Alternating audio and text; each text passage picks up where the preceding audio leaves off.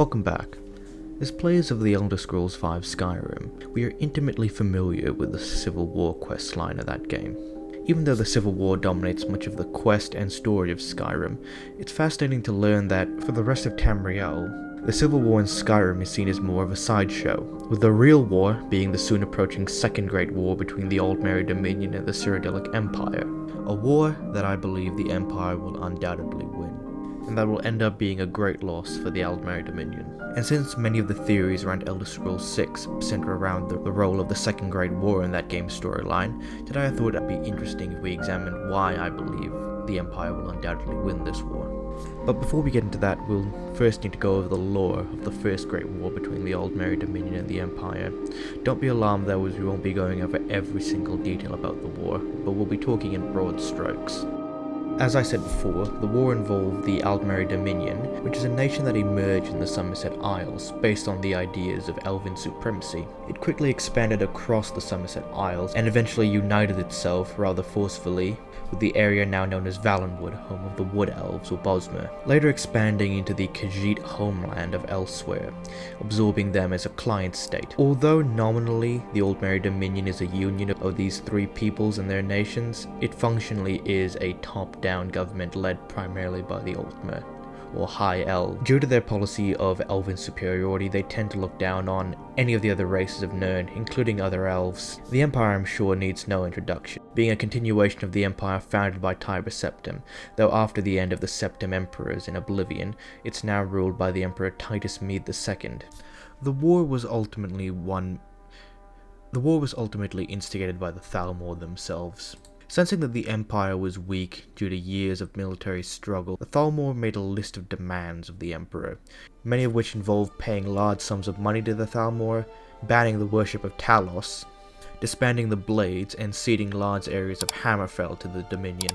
Though the Emperor was advised that many of the legions were still low on manpower, he knew that acquiescing to any of the demands of the Thalmor would only embolden them. He refused the demands of the Thalmor, and thus began the Great War. The Dominion began their assault by dividing their army into two sectors, with one assailing Hammerfell from the south, while the other would assail Cyrodiil and the Imperial City from the south and west. The Thalmor believed that capturing the Imperial City would likely lead to the end of the war, and since they would be unable to survive a prolonged war due to the Empire's high birth rate and larger population, they elected to focus most of their armies in marching through Cyrodiil and taking the Imperial City, hoping for a quick victory. By the end of the war, the Dominion was in control of most of southern Hammerfell and Cyrodiil, including the Imperial City itself. It was only due to an influx of reinforcements from Skyrim and High Rock that the Empire was able to bounce back. With these reinforcements, they retook the Imperial City during the Battle of the Red Ring, driving the Thalmor out and ultimately ending the war on more favorable terms for the Empire. By signing the White Gold Concordat, the Empire banned the worship of Talos, among other things, banned the worship of Talos as a god. Though the Great War was ultimately a draw, with the Aldmeri Dominion losing more than they bargained for, it was hardly a victory for the Imperials, as they had suffered greatly in terms of manpower. Due to the White Gull Concordat, Hammerfell would similarly break away, not aligning with the ideals of the treaty, and still fighting Dominion forces in Hammerfell by the time of Skyrim. Now, from that description of the Great War that I've provided, it seems pretty likely that the Dominion would win a Second Great War, based on how badly they beat the Empire in the first one. However, there are a few key points which I think will sway things in the Empire's favor come the Second Great War, and I'll highlight a few of them in this video. Of the Dominion's potential weaknesses, the ones I'm going to highlight are the Dominion's military strength, their population, their treatment of non-Aldmer, their internal stability, and their foreknowledge of the war. Starting with the military, the Imperial Legions are arguably the largest and most well-disciplined fighting force on all of Tamriel. And though the Dominion may have a higher quality of troops, mainly composed of foot soldiers and Ultima mages, the Imperial Legion matches them not in quality but rather in size. The Imperial Legion is massive, and in a one-on-one fight they can simply outman any Dominion fighting force. Likewise for the Imperials, any loss on the battlefield of a single soldier is more or less replaceable. However, for the Dominion, the loss of even a single high-ranking mage or even battle line mage is a great loss for them. Moreover, while they may use small amounts of Bosmer auxiliaries, the fighting force of the Dominion is largely composed of Ultima, meaning their potential recruitment pool is only as large as the Ultima population of the Somerset Isles is. And this nicely segues us into our second point: population. The Somerset Isles are a relatively closed-off nation, and the Thalmor's proclivity for believing in elven superiority makes it so that they can't particularly draw recruits from other areas. In contrast, the Empire spans most of continental Tamriel and can draw soldiers from pretty much any corner, especially from areas such as Cyrodiil, High Rock, and Skyrim. As well, many different peoples who are not Imperial citizens or even part of the Empire themselves voluntarily join the Legion to further their career and gain notoriety in Imperial society, namely the Orcs of Orsinium, who are famously well known for their abilities in battle. In contrast, as I stated before, the Ultima have a very small population to draw from, and even though they may bolster themselves slightly with Bosmer auxiliaries, they can only field as many troops as their small population will provide.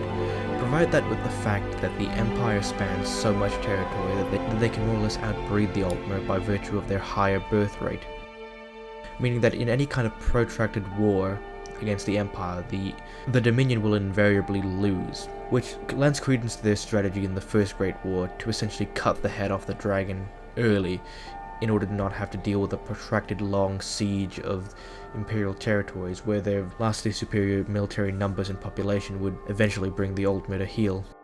Next up, and this one's big, is their treatment of non-Ultima. Despite their nominal claims of being in a union with the state of Valenwood, generally based on elf supremacy, in truth, the Dominion is more about Ultima supremacy, seeing themselves as the purest form of elves within the Elder Scrolls universe. As such, the treatment of the Wood Elves has enticed many of the Wood Elves to pursue freedom from the Ultima, and this has required the Thalmor to conduct routine purges of Valenwood of various dissonant elements. This, however, presents a massive security risk in the case of the Second Great War, where, with or without Imperial involvement, Valenwood would likely revolt in some large part. This would be an extremely difficult war for the Ultima to fight, considering that Valenwood is the home of the Wood Elves and they would know their own environment better than the Ultima. The Dominion would either be pushed out of Valenwood entirely, or have to commit a lot of their troops into keeping it stabilized, rendering them far weaker than they would priorly be.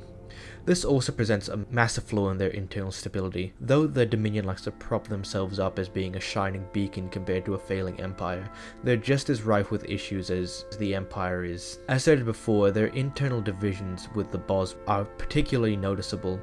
Even so, the only races with a particularly favourable view of the Dominion are the Ultima, which isn't a particularly long-term strategy considering the multitude of other races inhabiting the continent. Regardless of whether or not the other races of Nirn agree with the Empire, they would almost definitely want to fight against the Dominion and their elf supremacy ways. While I doubt that Black Marsh or Morrowind would get involved in the war, the Thalmor's stance denies them these two valuable resources of outside help from these areas, things they desperately need when fighting a much larger enemy like the Empire. My final point, and I would argue the most important one for this video, is preparedness. The difference between the Ultima Dominion and the Empire's outlook can be summarized in one word: preparedness. As far as we can see in the Elder Scrolls V Skyrim, aside from enforcing the terms of the treaty, banning Talos worship, the Dominion haven't particularly been doing much in preparing themselves for the war against the Empire, whereas the Empire have been in effect overhauling themselves in an effort to get ready for the next war. We know that they sent General Tullius to Skyrim, one of their top generals, specifically to crush the rebellion there and ensure a stable flow of supplies and troops from that region, in preparation for what's to come. Moreover, the Empire has been scouring Tamriel for magical artifacts in an attempt to meet the Dominion's magical prowess. The Dominion has, up until this point, relied on its heavy network of spies and espionage to get the job done against the Empire, an area which up until recently the Empire was notably weak in.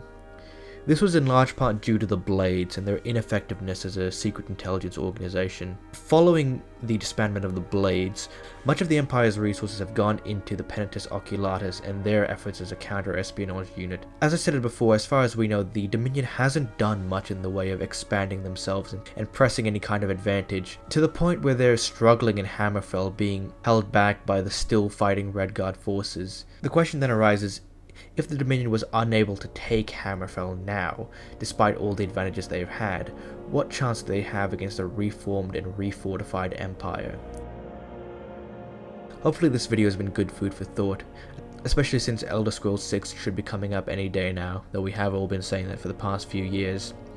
I am eager to see how this will play out in the next Elder Scrolls game, considering it's highly likely that the Second Great War will be a part of, if not the major storyline of that game. But aside from that, if there's nothing else, have a great rest of your day.